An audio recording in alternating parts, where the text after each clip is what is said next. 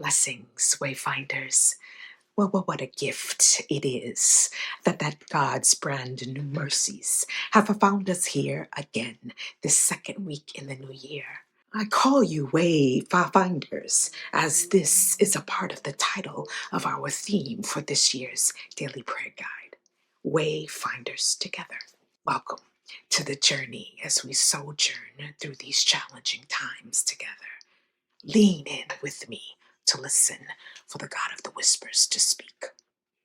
We are in a world now where it is completely unclear what the future holds for so many of us, economically, politically, and socially. And where, like my clergy sister, Reverend Nancy Kingwood Small says, trauma comes up to breathe, and it does all too often.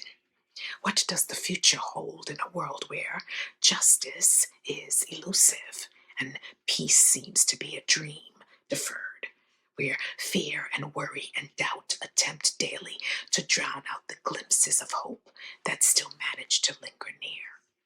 How can we cling to God's guidance even in uncertainty?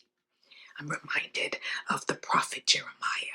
Yeah, the one who speaks in the midst of uncertain territory and the one who tells us of the plans that God has for us.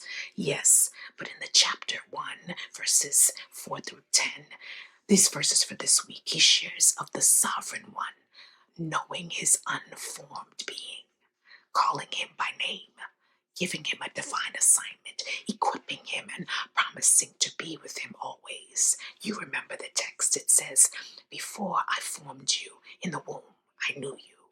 Before you were born, I set you apart. I appointed you as prophet to the nations. And later on, the text, of course, God gives him instructions for what to do and then says, do not be afraid of them, for I am with you and will rescue you, declares the Lord.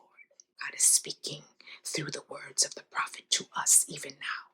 And in the midst of the present, we can't explain, holding a past that haunts and gives rise to insecurity and mistrust, and facing a future with justifiable trepidation, God still speaks your name.